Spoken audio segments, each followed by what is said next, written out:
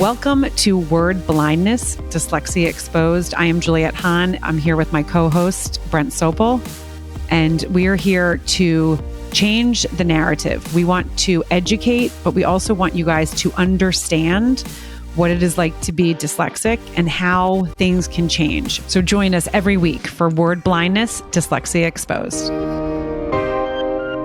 Welcome back to Word Blindness. This is Juliet Hahn, and I am here with my co-host, Brent Sopel. How are you? I'm wonderful. Good. You guys, we always crack up because when we start the podcast, we kind of get into like what we want to talk about. Some weeks we know exactly what we want to dive into. Other weeks we're like, okay, let's talk. And we start talking, and then like 10 minutes in, I'm like, crap, why didn't I record? So today I did. I stopped Brent in his tracks and we are going to record. So many different things. I mean, I feel like one of the things that I want to kind of touch on, and it's not going to be like unicorn and weird, but when you're on the right path, well, I know, just go with me, please. When you're on the right path, things pop up. And I talk about this on my other podcast a lot. And I think I've talked about it on Word Blindness, but on Your Next Stop, I talk about, you know, that we all have this path, whether you believe in God or the universe. Not all of us find it because not all of us let ourselves stay curious and open. We talk on here. One of the things about dyslexics is we are curious. We think differently. So we kind of explore. However, not all of us find our path. But what's really awesome is with you and the Brent Sopel Foundation, the Dyslexic Foundation, and you've been doing that, 2018? Yeah, what year were you now? 2023. I know. Yep. Okay. Yes. But it started in 2018, right? Yep. Yeah. Oh, I was good. Okay. So you started that, and that was really because of your story. And you guys, if you have not, I mean, if you're just jumping in, you're like, what are they talking about? You have to go back to number one. We're not going to repeat ourselves, even though sometimes we do. We probably do. But yeah, we do. But we repeat ourselves on things that are important. But Brent founded the foundation because of his story. We connected last year. Here I go now, going back, which my brain doesn't do. We connected last year. Yeah, it's almost a year. And then I said to you, you know, I have these podcasts. I really would love to talk because I do talk about dyslexia. I talk to parents all the time. I talk to people because my son and myself, but like, let's get on and talk about this. And you were all in. And really, since you have gone on this path every year, I feel like you're getting closer and closer to just your foundation, first of all, blowing up because of all the work, the consistency that you've done, but also talking about dyslexia. I mean, it's like around us all the time. There's people, I mean, I know so many people with dyslexia. Yes, because I talk about it, it's opened, and you do as well. But I feel like every week it's like another person kind of comes out and says, hey, I have dyslexia. You're talking to so many different people that I said to you this morning when I was walking the dogs, everyone knows that's when I do my best thinking. You should have some like questions and answers because you're always getting the same questions and answers, and you're one person, right? Yes, you're spreading your awareness, but how can you get and reach more people? So we kind of started talking about having a forum where we kind of host, where it's like questions and answers, and we answer those questions that we get all the time. And now I know I just really babbled for 3 minutes. No. You're great at that. That's why you've got 2 or 3, 4, 5, 6 podcasts, because you like to go, you know? I do. But so I said to you, what are some of the questions that you get? And now I'm going to let you go because you said I get the same one first of all, right? So take it over. Obviously you talked about, purpose, and the foundation 100%. This is my life. This is my purpose. And, I tell my story, honestly, truthfully. Raw is a word that I get, people say a lot, for reasons, because we're not the only ones, and if I can just have one person hear that and relate, and, the amount of connections that you and I have gotten in the last 6 months or whatever, since we started talking and obviously launching the podcast, how many people have reached out to you? How many people have reached out to us, social media, talking about the message and what we're talking about, because, the foundation is, it's a very different approach than most dyslexic foundation. And I think you wondered me, like, what are you talking about for the first little while, because, obviously dyslexia is that reading portion, the calculus, the math portion, and dysgraphia, the writing portion, is I don't care about any of that when it comes to schooling. And you're like, what are you talking about? And then when I started taking that angle of it, I'm all about self-esteem. I say dyslexia it's no self-esteem. And if you're not having fun, and if you don't have self-esteem, no matter who you are, young girl, young woman, confidence and fun, you're never going to learn, no matter if you're a fireman or, a policeman or an athlete or a podcast. If you're not enjoying and you don't like yourself and you don't have that confidence, you don't go anywhere. And, so I never approach the schooling side of things till we can get the self-esteem up to a place where you can start understanding who you are. I always say, I want everybody to learn to love themselves and look in the mirror, say, I love you, know it, feel it, and believe it. And that's really, really hard.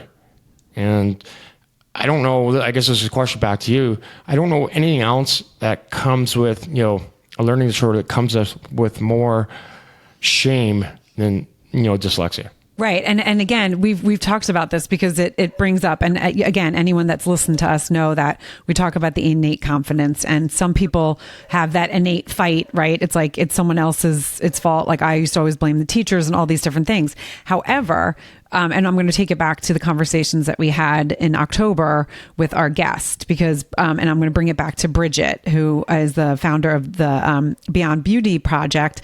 She's a former model. And what I thought was so interesting, one of the things that she said is there was many times she knew she was smart, but then she got into situations where she was like unsure. And then it brings you back to that kid.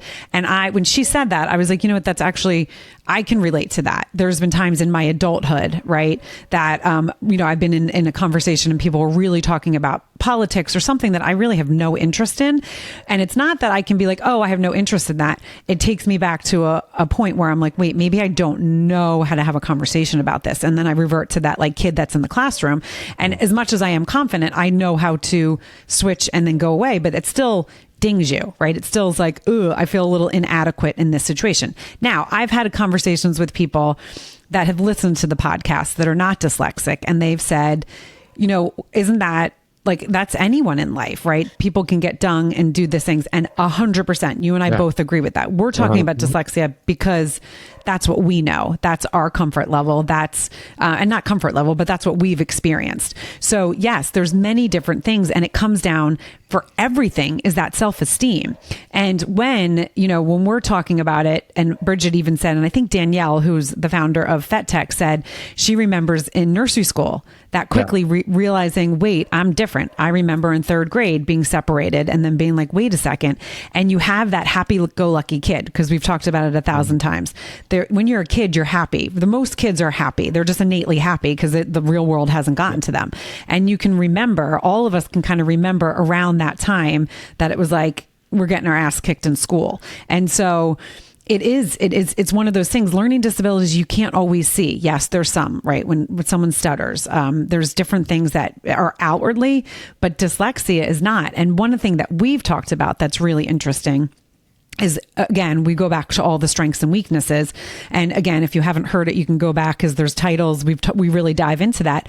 But one of a dyslexic strength, and again, everyone's different, but the majority, so I'm not, we're talking black and white and all these different things, but the majority, we're expert communicators. Writing and that stuff is really hard, but we're actually very good at communicating once we've grasped it, because there's been times in my life where I'm like, oh my God, I know the frickin' word I want to say and I can't say it. Now I communicate all the time. This is my job. And so I've gotten way better at it. I mean, it is one of those things that I've practiced, right? So when you take it back to school again, and you take it back to that kid that's realizing things are not coming as easy to me. And then you kind of are getting them dung all the time because the teachers are like, just focus, pay attention. What are you doing? Why can't you do it? Because they don't know that child is struggling. And that's where you talk to the parents, because that's usually when things all of a sudden they come to you. Because a lot of times, again, we've had this conversation where the shame behind it, as you said. I mean, I remember the shame. I remember not talking about it for a long time and then realizing, wait a second, I actually feel more comfortable saying, wait a second, I'm dyslexic if I fuck up, right? I'm dyslexic. Sorry, I'm going to blame it on there. Go ahead. Yeah. No, you and Bridget, you both had that, you talk about that innate confidence. And you said there that she remembers times where she thought she was smart. She knew she was smart. I've never in my life thought that. So, again, we talk about it. Is that the innate confidence? What it is? You guys had that. How did you get that? I don't know. So, for her to know that, okay, so she was, it's almost like 2 steps ahead, 1 step back. I was almost 2 steps back, 1 step forward, Right. Because you guys knew it, you knew, and, Danielle's, grade 3, I don't remember any of those. I just remember straight up hating life, going to school.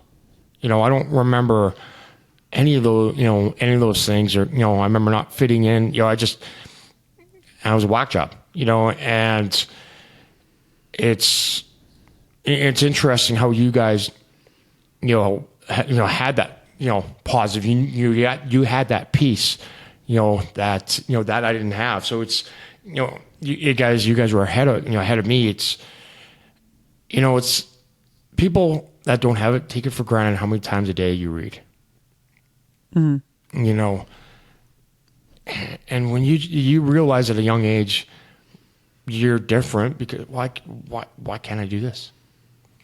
Why can't I do that? It's, kids are way too smart for their own good and bad. I always talk about in hockey, it's mites, 5, 6, 7, 8. I always say there shouldn't be penalties. The kid sitting in the penalty box, he doesn't know why. He's trying to learn how to stand on the ice. You give him a penalty. I had one of the little girls on my team crying because she was sitting in the box by herself. Why? She didn't even understand that. Right. And, so we're not even understanding the struggles that are building up in us. And that's where that shame comes from so prevalently and so widespread is, I just want that cute blonde to like me and I can't read. I'm dumb. And actually one that came up last night was, I had a buddy coach, you just find out he's bipolar, he's doing great. He coaches a kid that, home life has little issues. He'll play 2 or 3 good games and then he'll kind of go AWOL. And he said, the other day, he came off the bench. He's like, great job. I'm glad, you did awesome keeping your composure. And he went up, it set him off. I said, well, Devin, because if somebody tells me I'm smart, I get pissed. I'm like, fuck you. Because what's the opposite of smart? Dumb. I don't believe a word you say. So it sets me off. And so instead of saying, hey, wow, how did you get that? That's interesting. Really? That was really good. I like it, so taking that side door approach. And Devin's like, oh, wow, I never thought about that way. But he goes, that's exactly it. It set him off. Yeah. So it's because you don't know how to. It's hard to be able. There's so many layers, as we talk about. There's so many layers. How do you encourage? And when bringing back to like Bridget and I, who knows, right? It might have just been the way we were born. God might have made us that way. It might have been our parents. The dynamic in the house. I'm the milkman's kid. He must have dropped me on my head. Goddamn Canada. Right. It might be an American Canadian thing, but I want to take it back to people listening that are like, okay, I don't know where to start, because again, and we bring this back back to the beginning, because I've shared my story how I never felt so alone when my son was getting diagnosed, and it was crazy because I was like, wait, I went through this. I have family that I can talk to. I have a partner that is here that's going to listen to me, that's supportive, but I felt so alone because I felt lost and frustrated, and I just wanted to save this kid. I didn't want this kid to go through some of the stuff I went through. Now we also talk about this, and there's so many times that people, that struggled in life, whether it's financially, whether it's, poverty, whatever it is, like they had bad home life, that their struggles made them stronger. So there's also a part of you that are like, okay, I know that my dyslexia gave me this grit and gave me this like, okay, I'm getting knocked down, but I'm going to get up, right? Some days, I talk about this, like some days you get up a little slower, but you get up. Some days it takes 2 days to get up. Other days you bounce right up. People that don't struggle don't always have that kind of edge, that kind of grit. And so as you're going through it, you're like, okay, I just want to save this person. I just want to protect this person. But then you also know, okay, life, they're going to have to learn things themselves because that's how you get grit. But how do you kind of pad it? And that's one of the things that you talk about a lot is just getting the self-advocating, but then also have a parent that's been able to self-advocate.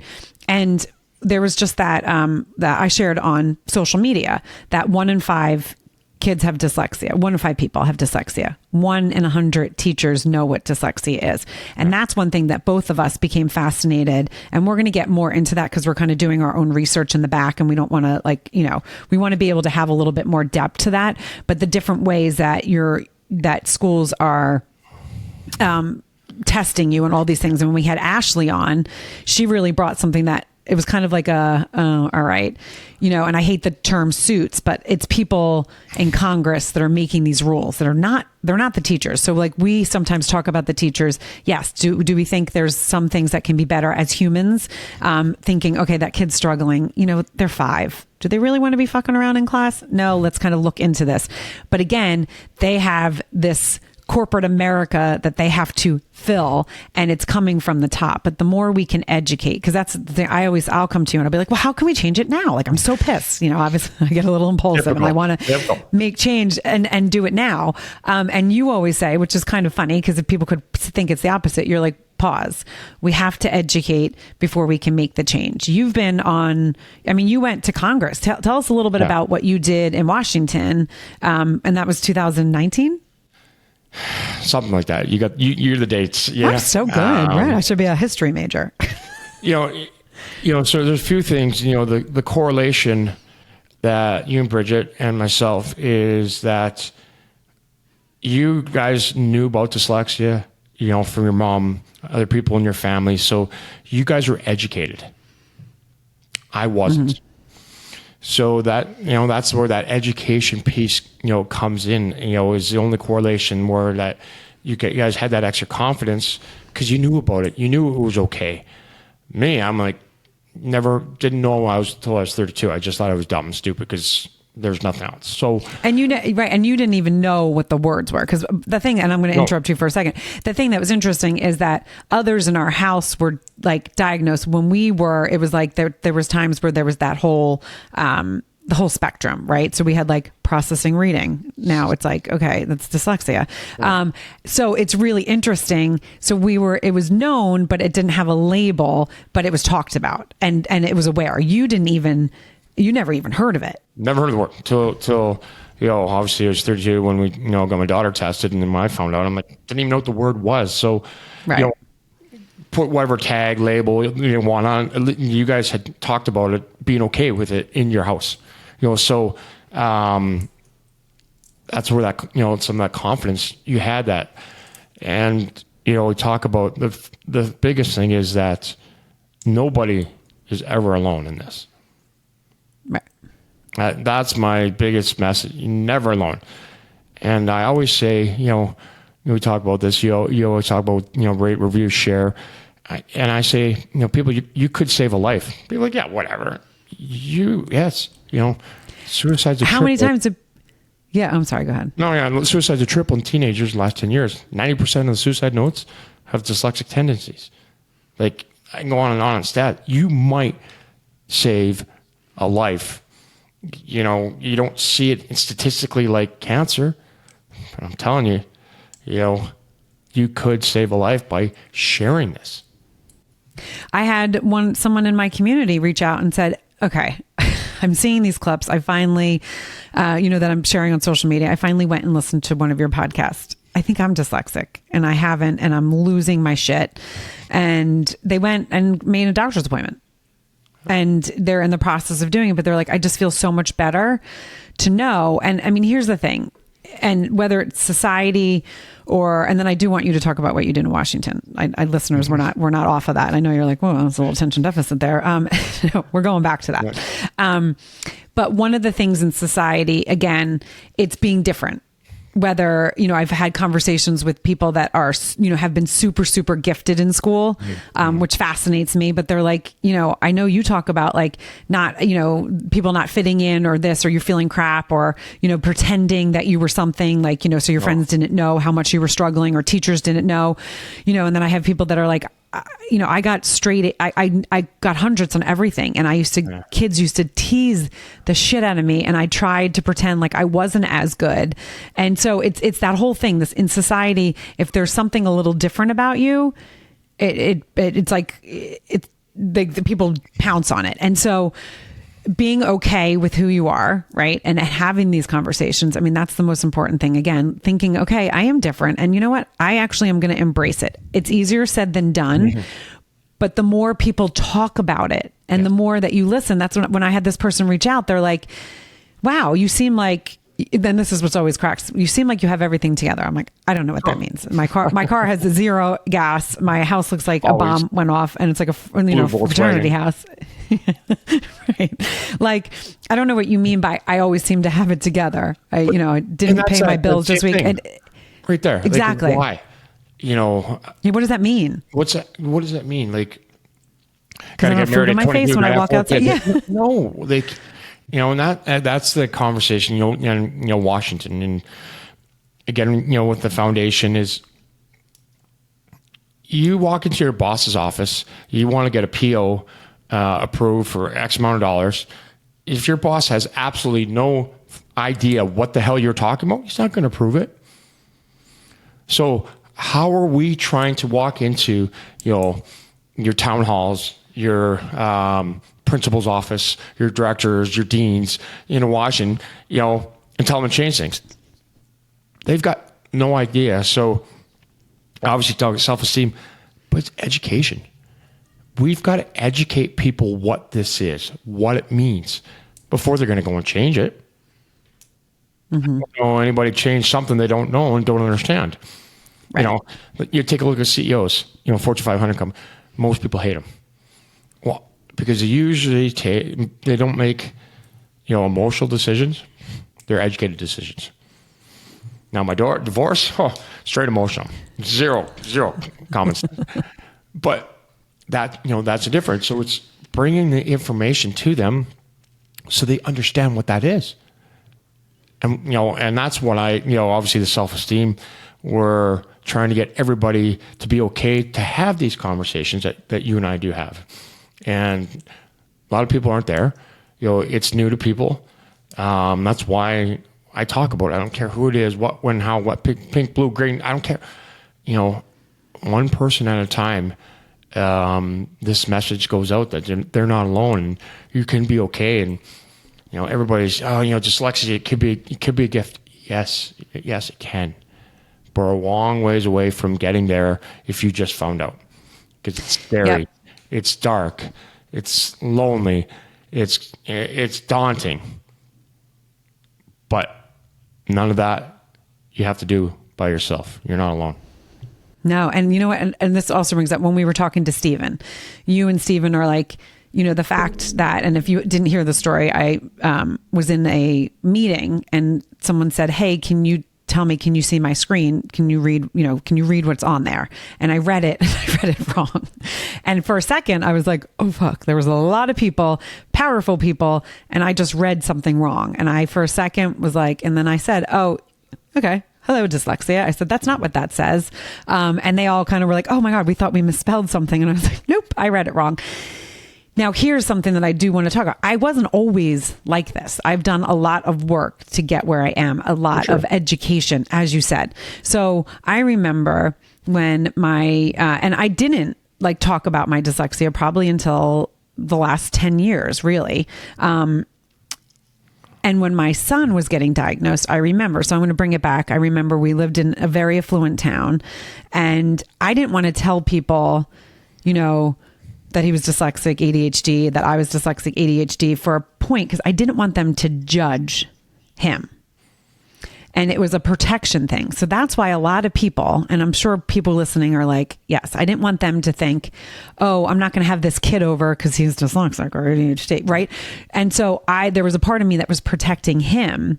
And then as I got more comfortable with it, and also was like, okay, if they don't want to have him over, losers they are, because he's a freaking amazing, fantastic kid that's actually going to make their kid probably better because he's so awesome.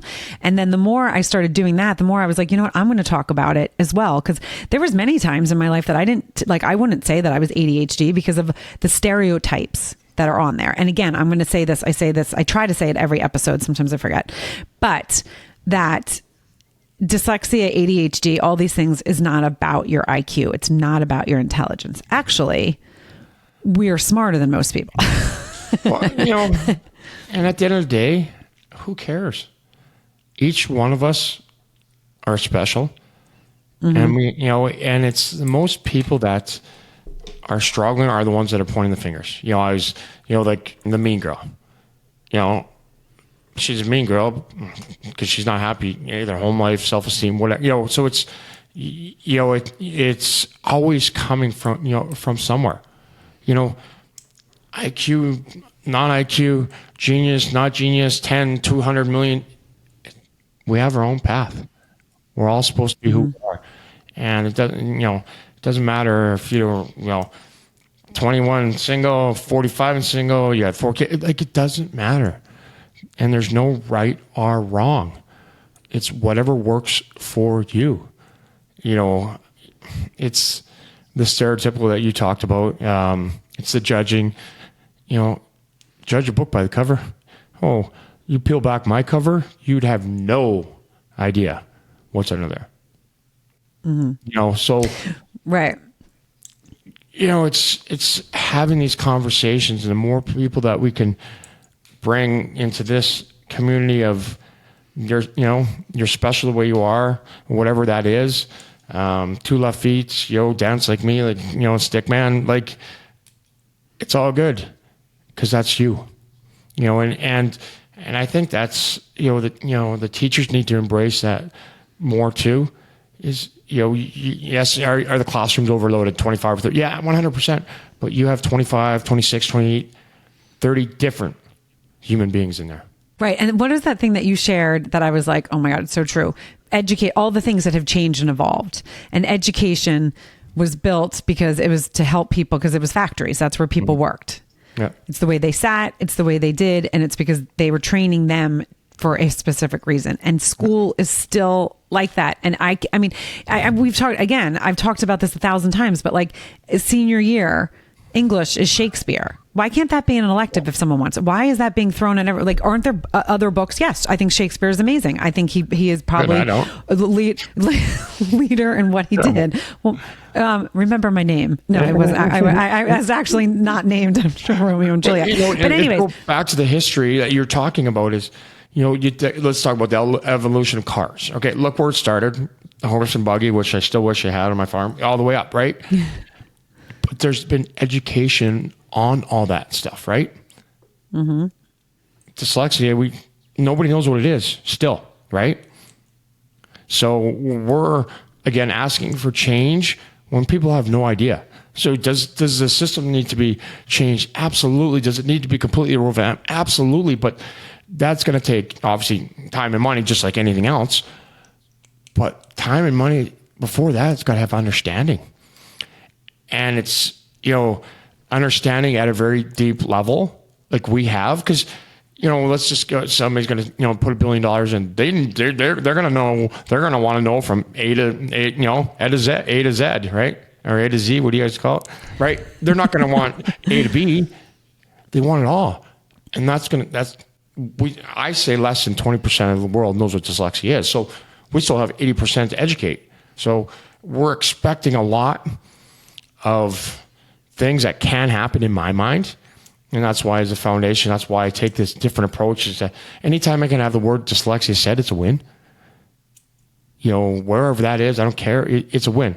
Now you've heard it. Now it's going to, somebody says it again. Now we can slowly get it in there. But it's that education. It's that sharing. It's having that conversation. And, and it's being okay who you are. And we all have strengths and weaknesses, Every one of us do. And that's okay. Yeah. I mean, and it brings up points like the more Henry Winkler, right? There was another thing that we just posted that you posted recently. Yes, I love the fonts. Well, he went to Southport where Montgomery went to school, and he talked about that book, Here's Hank. So he wrote a series. He had actually, I think it was, Here's Hank was his dyslexic side, but then there was, and I can't think of the other, but Hank was Henry or something, whatever it was, but it was him.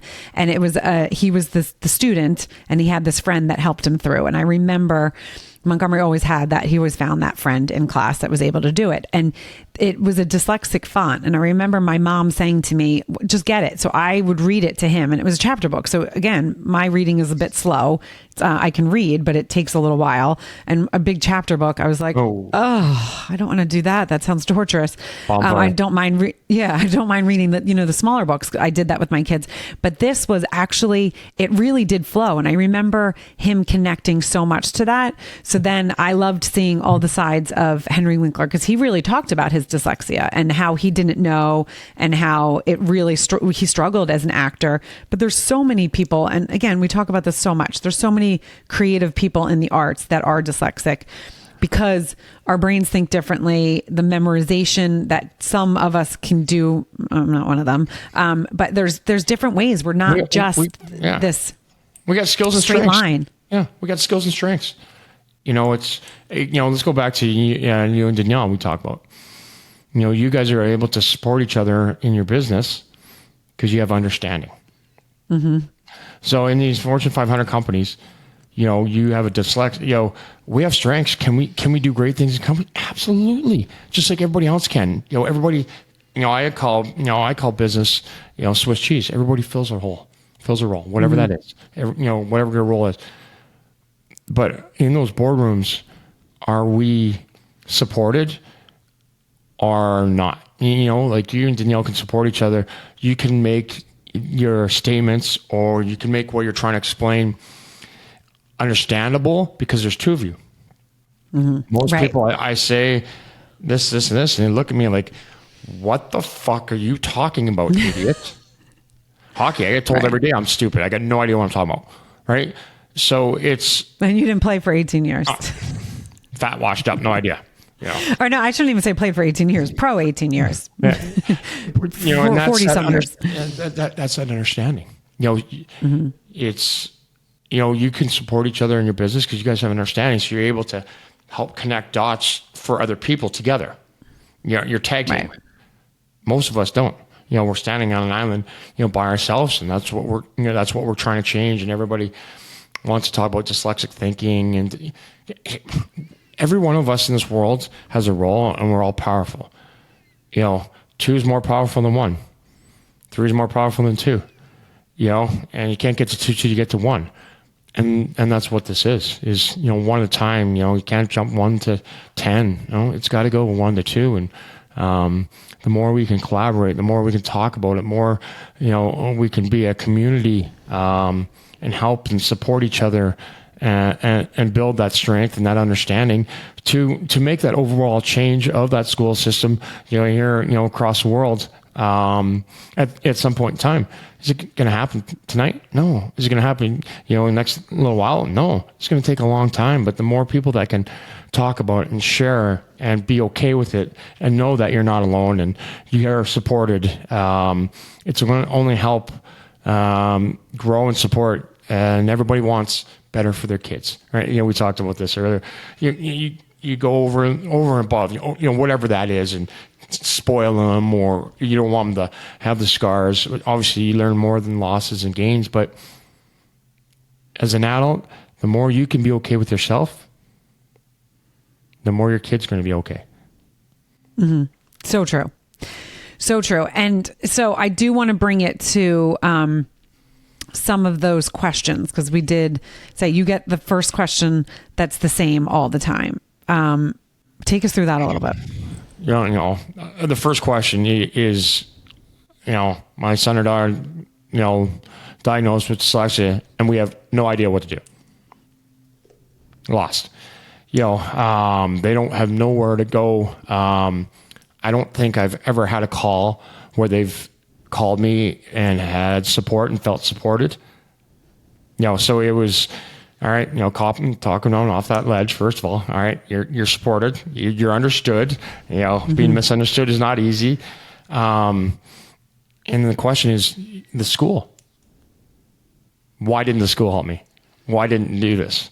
And my first answer is, okay, did you get a neuropsych, or did the schools do the evaluation?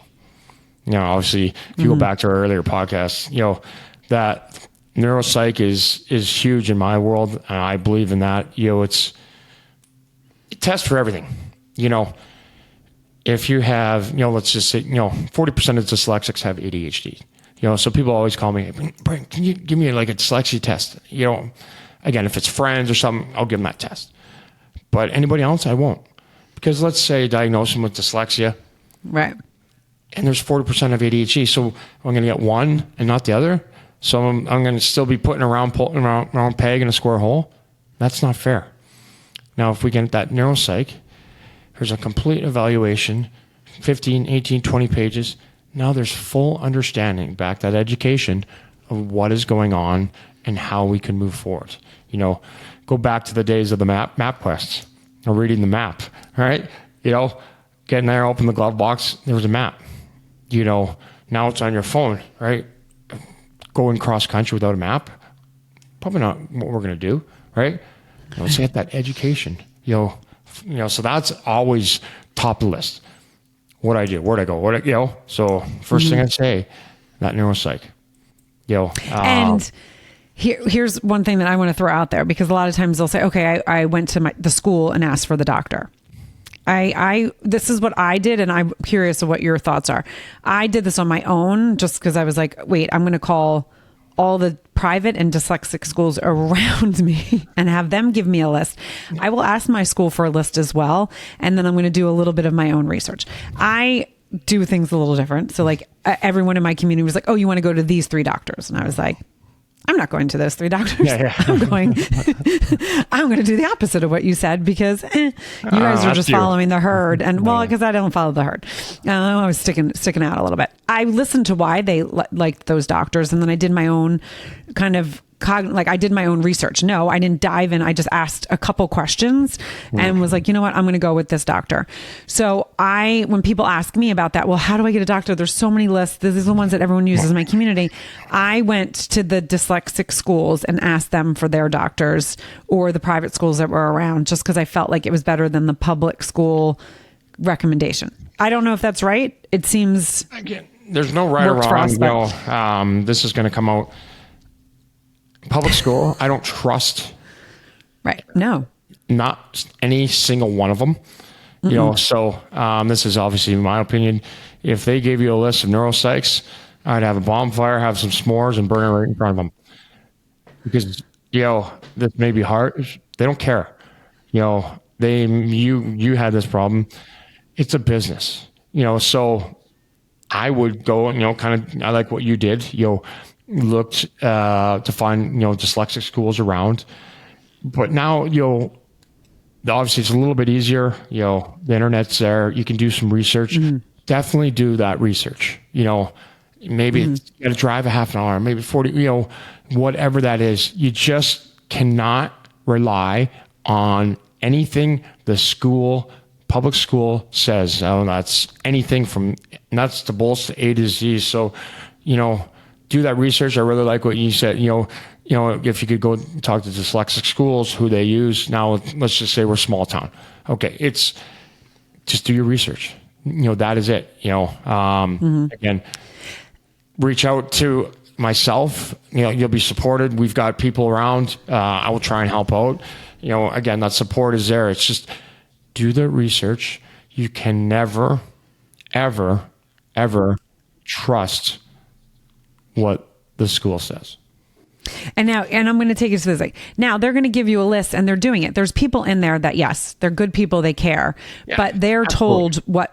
Yeah. Correct. And so I know I always have to, because Brent is Mr. Black and White. No, you just go, you're the extreme. You go black or white. Now I do too, but I sometimes will get in the middle there. So just to clarify, it's not that they're like, oh, I'm going to try to fuck this person. They have a list that they're told to use.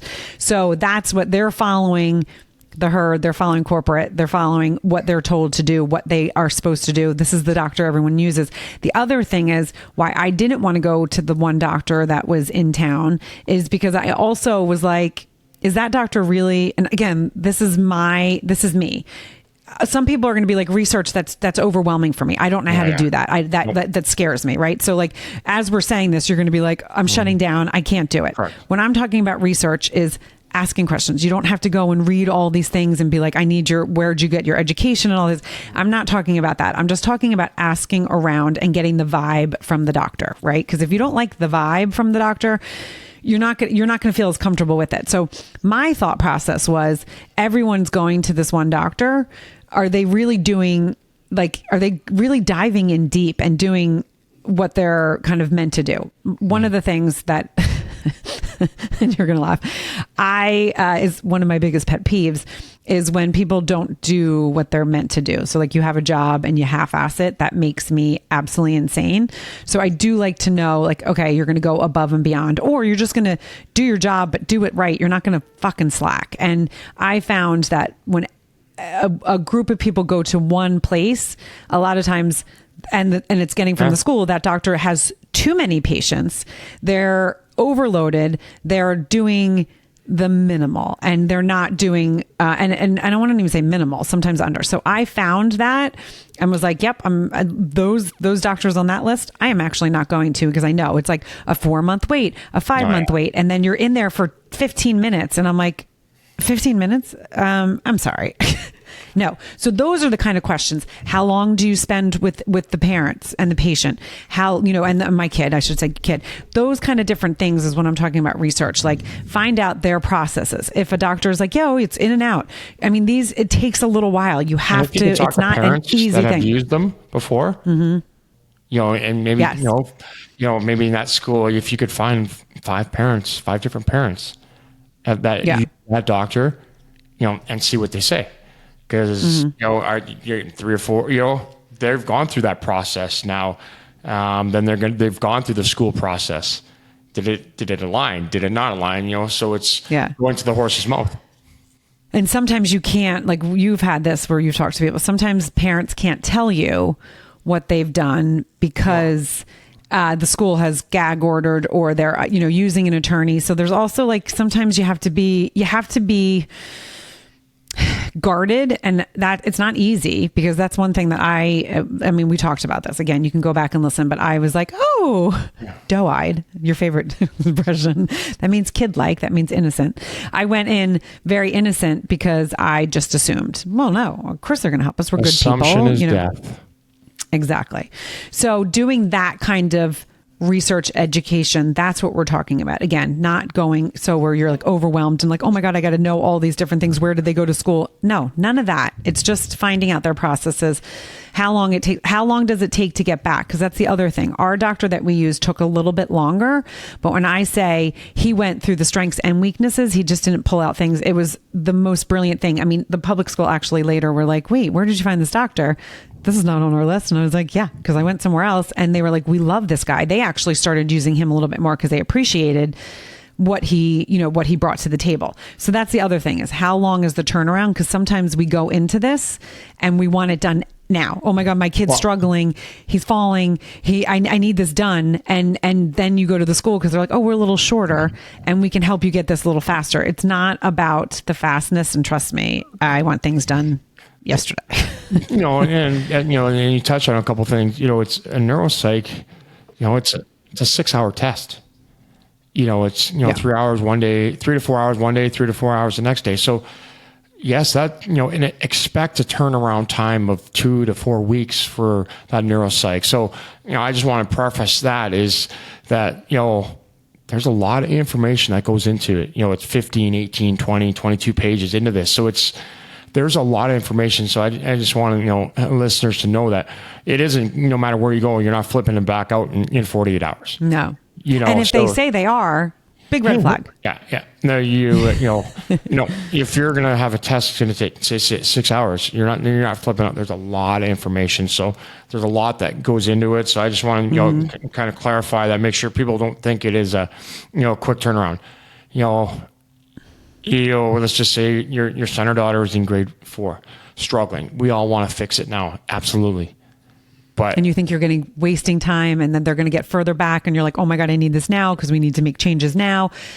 It's not too late. And I didn't mean to interrupt you, but it's not too late.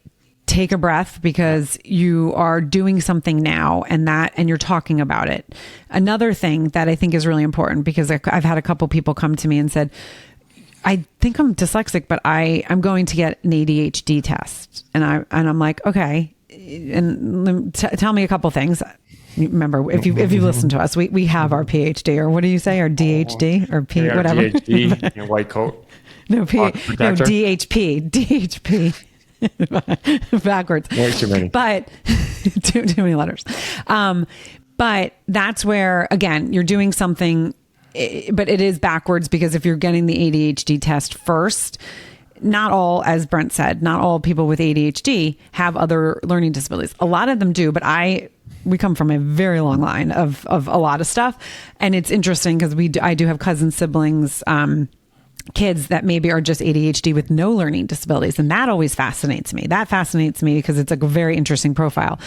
But the majority of the time, there's learning with the ADHD as well. And 100%. Dysgraphia, dyslexia, yeah. And, and you're talking about, ADHD is, it's, even if that's all you have, do you have full understanding of what that is? Most of the doctors don't talk about what dopamine is. Most teachers, don't know what that is if you don't have it. So it's educating and having an understanding what that means. I always call, ADHD, a doing. We can think of a million things, right? It's, can we get started? Do we have a realistic list that you have 7,000 things on there? That was that one day. Yeah, I never make lists. They're all here.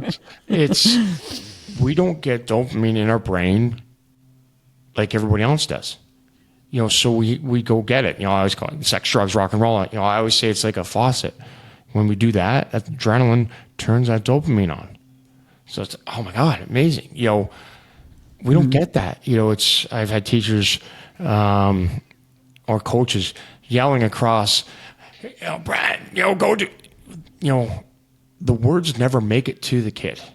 It's like a wall. You've got to get right over there, and, I get the kids, I grab them right here.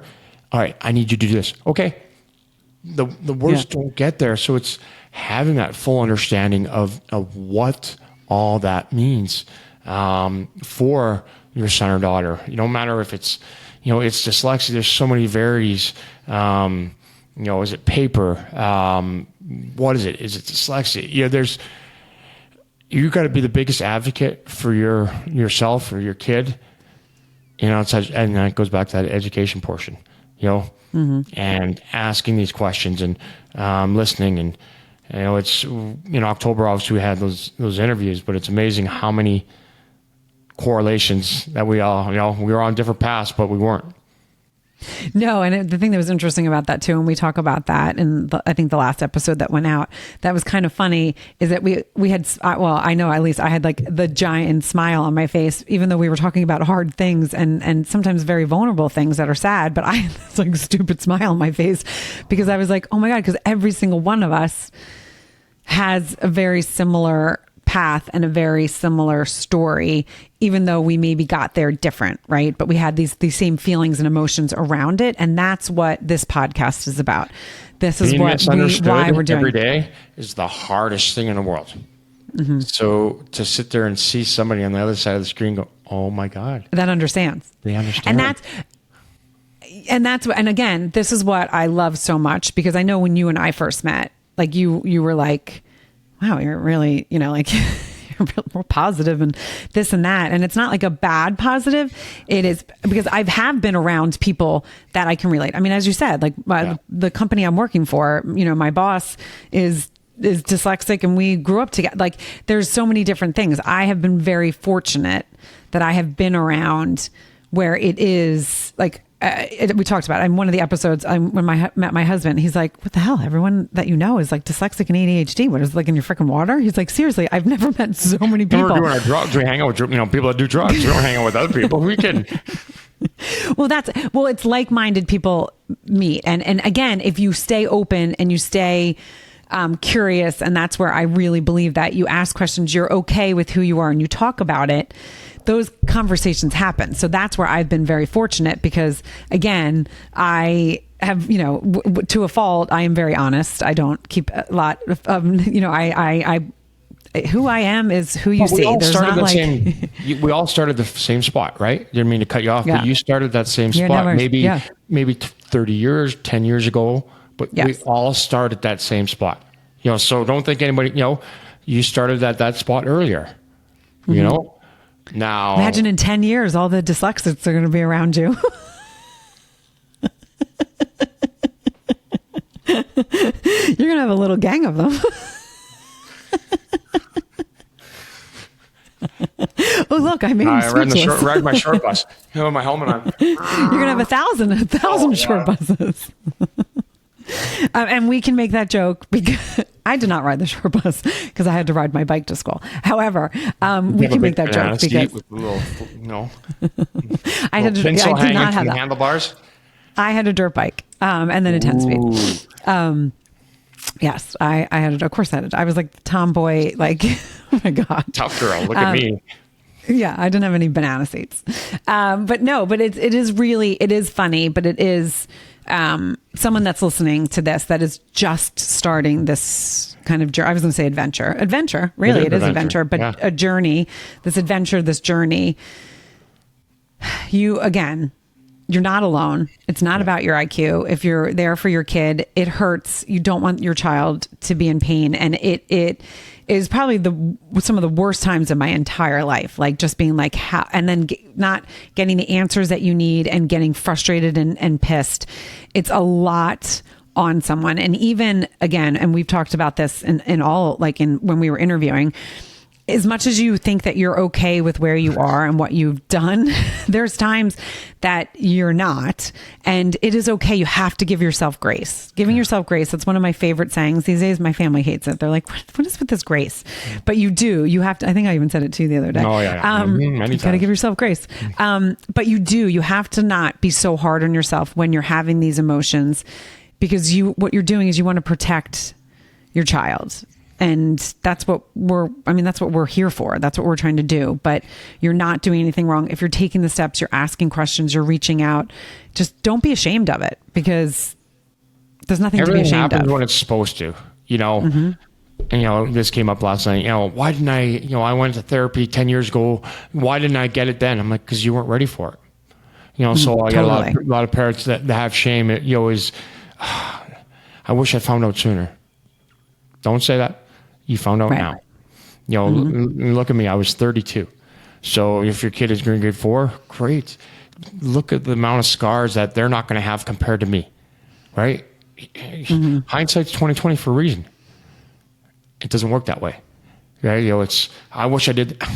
Don't play the what if games, right? You found out now. Now we're starting at that point where Juliet started 20 years ago or whatever. You're starting now. That's when, it was supposed to happen. It's when you're supposed to find out this information, good, bad, or indifferent. We're all starting at one. Mm-hmm. And again, it's because a lot of times it really is when you're able to do something about it, right? I mean, and who knows, right? You can't go back and think, well, what if I found out, 20 years, like whatever. It's just, you play the what if games don't do all that. The time. I do not. Sometimes that might be the one. I sometimes thought women's most funnest games ever. The what if games. What if I was fat? What if I did? All right. Well, on that note, we're gonna wrap up. No, but it is you're not alone.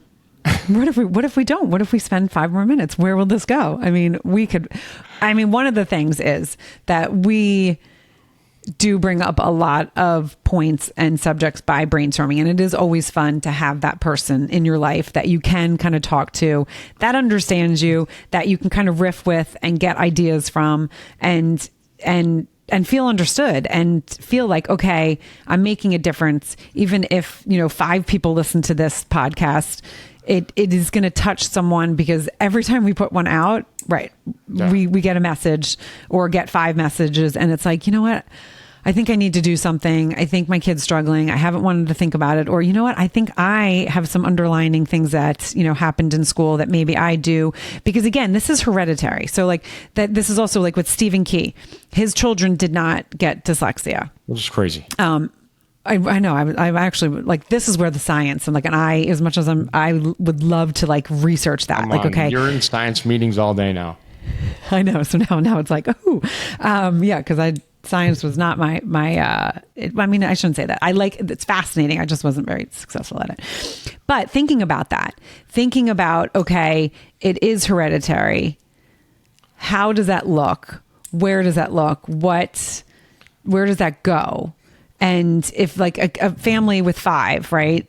2 have dyslexia. Okay. The other 3, but then a child of the other one it's really fascinating. So Stephen didn't, as I said to him, and then I felt a little badly because I was like, well, I don't mean to, but like his grandkids, like he needs to be aware of it, right? Your grandkids might get, the second you see that maybe a grandkid struggles. I mean, I remember, and we said this.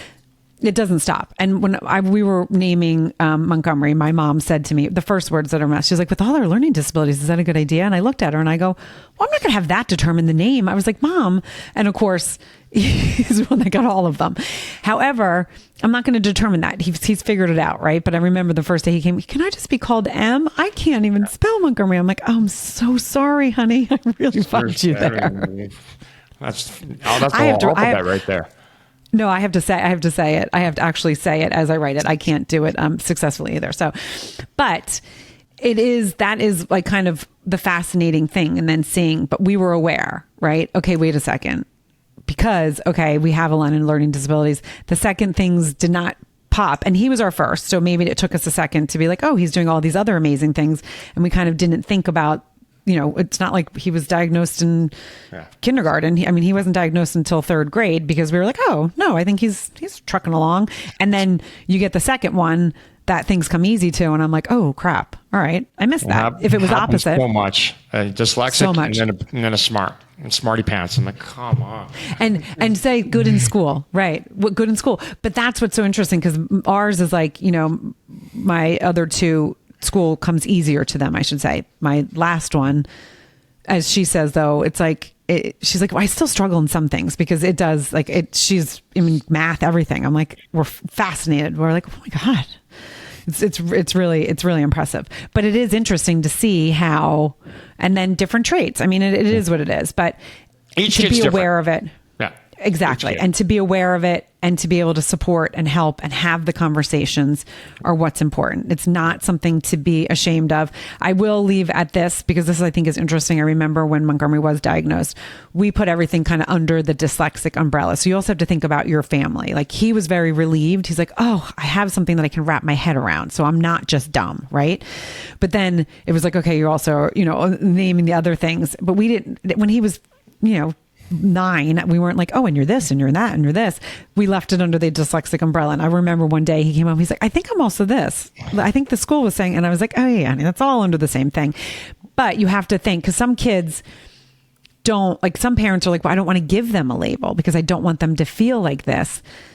You got to think about your family. And then obviously 15 years ago, there was only one little thing. Obviously, science have evolved, so we're able to branch and understand things a little bit better. That ADHD. So that's that knowledge out there. And you said something before we finish up is a label.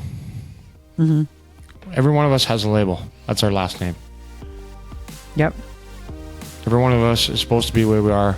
We're all special. Doesn't matter what it's the people that don't want to tag that put a label on there are the ones that are struggling in other ways. And so I love doing this, but we're gonna wrap up. So thank you for joining Word Blindness, Dyslexia Exposed. You guys, again, Brent has said it, but rate, review, share. You do not know who you can help. You do not know who needs to listen to this. You might have listened to this and be like, oh, I don't know anyone. Your neighbor, your aunt, your cousin, someone. Again, dyslexia is 1 in 5. It is hereditary. You know someone that's dyslexic, you just don't know. So don't forget to rate, review, and share, and we'll see you for another episode of Word Blindness, Dyslexia Exposed.